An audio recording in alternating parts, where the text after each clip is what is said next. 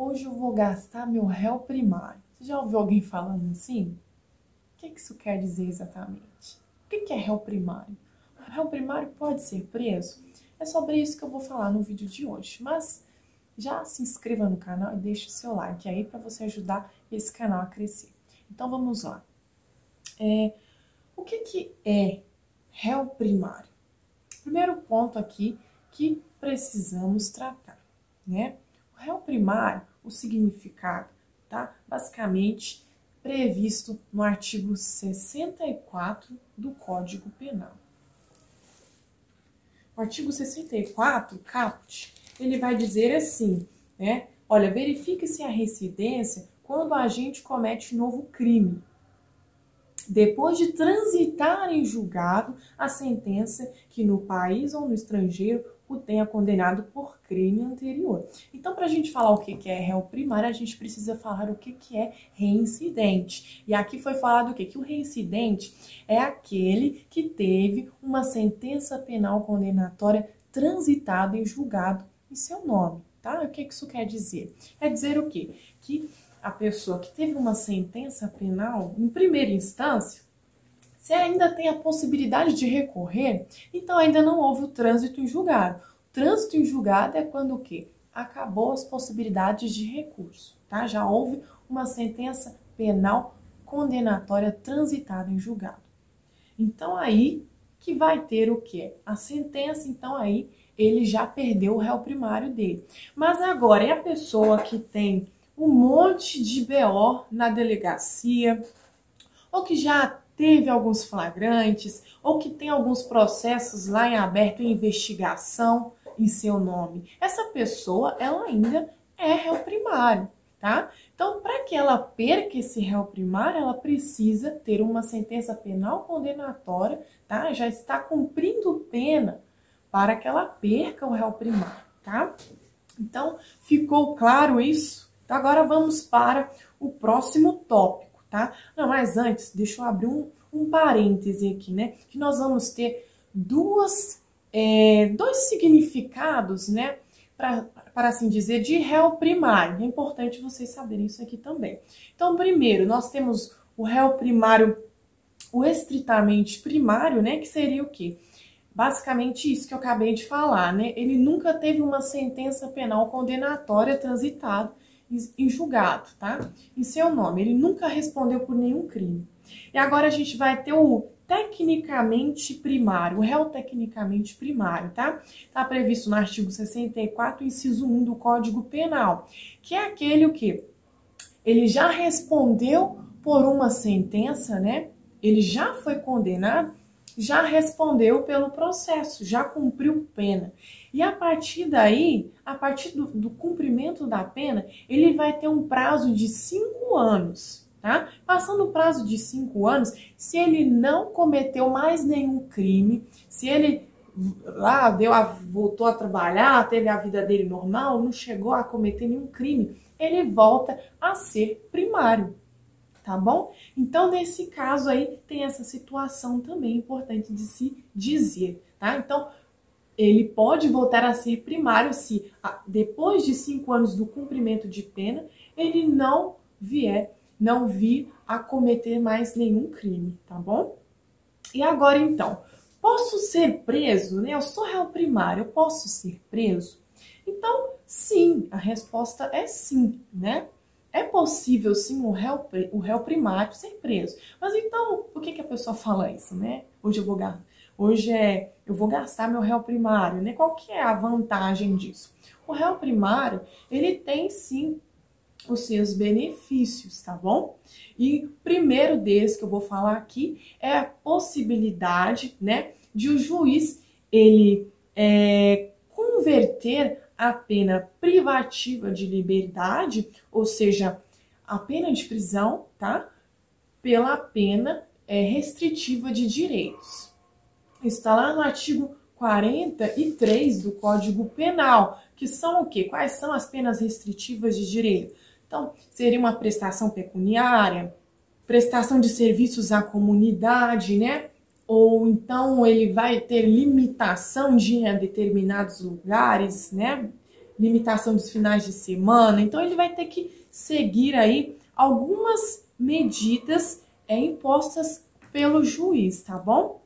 Então, tem esse benefício sim. Ao invés de ele ser preso, ele vai ter que cumprir essas medidas aí restritivas de direito que o juiz vai impor a ele. Agora, uma outra situação aí, um outro benefício, tá? É a redução de pena, tá? E como que seria isso? Vamos dar um exemplo aqui no crime de tráfico de pessoas. O artigo 149-A, parágrafo 2º do Código Penal, que fala sobre o tráfico de pessoas. E ali, no parágrafo 2º, existe o quê? A possibilidade de o juiz reduzir a pena de 1 a 2/3, né? Se o réu ele for primário, também não estiver envolvido em organização criminosa. Tá? Então tem sim essa possibilidade de redução de pena em alguns crimes e a legislação ela vai estar sempre especificando aí. Então, se o réu ele é primário, tá?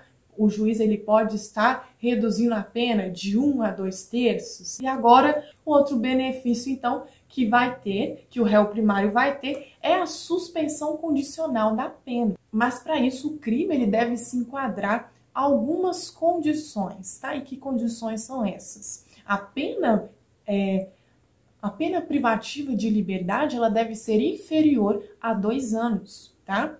Também as circunstâncias do réu, ele deve ser favorável. Ali no artigo 59, determina, né, que o juiz ele vai analisar as questões pessoais, os fatores pessoais do réu para ele vir a aplicar a pena, como por exemplo, né, se ele tem antecedentes criminais ou se ele tem uma conduta social boa, né, a personalidade dele, todo esse contexto vai servir para o juiz aplicar a pena.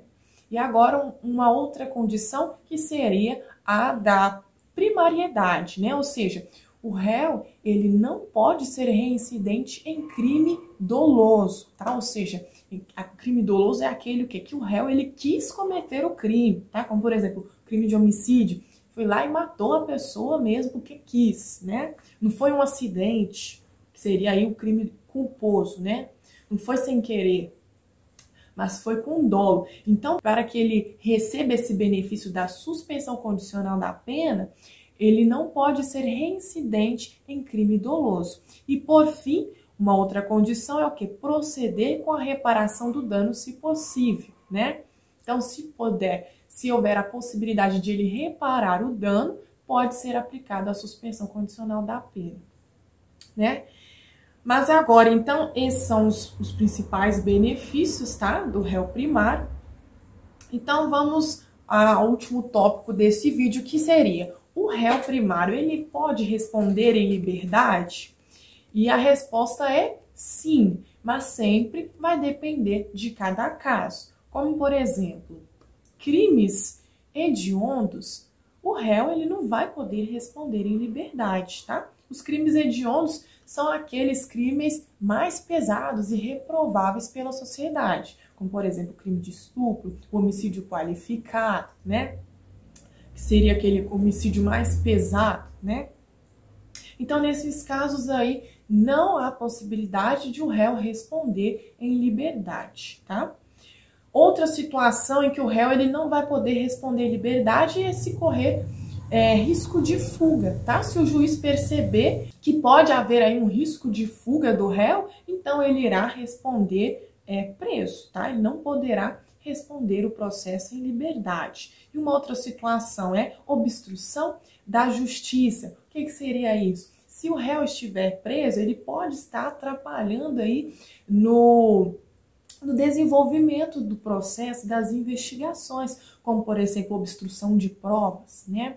Ou induzir e ameaçar testemunhas. Então, se o juiz ele analisar isso de acordo com cada caso, ele pode impedir que o réu responda em liberdade. E, por fim, em crimes contra o sistema financeiro ou contra a ordem econômica, a prisão ela pode ser feita para evitar a continuidade delitiva, tá? Então, nessas situações aí, não há possibilidade do réu responder em liberdade. Mas cada caso é um caso, tá? Isso vai depender de cada situação.